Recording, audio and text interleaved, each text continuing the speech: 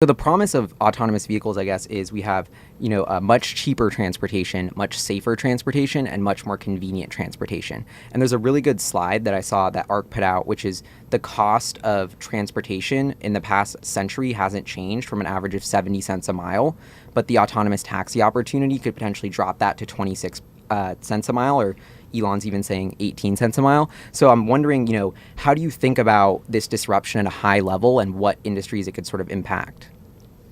Yeah. So actually, after we made that chart, we dropped that estimate. So now we think it could only be 22 cents. And that's actually Okay. because of Autonomous Day. Musk said that Tesla could produce a car that would last for 1,000,000 miles. So we actually extended the lifetime of the vehicle in our model, and that allowed us to drop the price at which you could charge a consumer profitably as a business for autonomous taxi travel.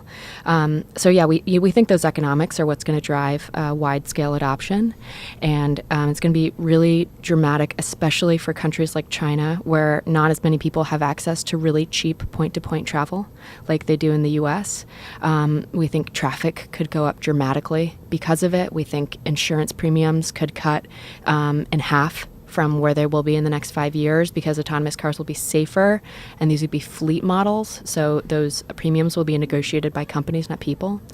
So a lot of really dramatic changes, not just in transportation, but sort of all the industries affecting it. Yeah, and you said one tidbit to get into the exciting stuff that I've been thinking about a lot, which is the 1,000,000 miles, which is something that Elon said at Autonomy Day.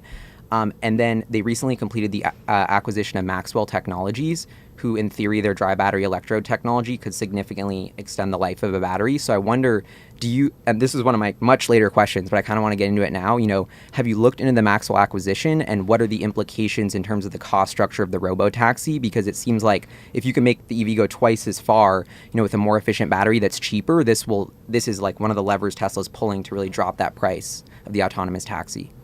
Yeah, Sam's primarily done most of the work on Maxwell because he's so focused on batteries. But I'd say broadly, what we're assuming for our autonomous taxi model is that it'll be the chemistry that we see Tesla using today. But you're absolutely right that there are these other levers that, if they happen in the next 5 or 10 years, that could again drop that cost down even further. So I think.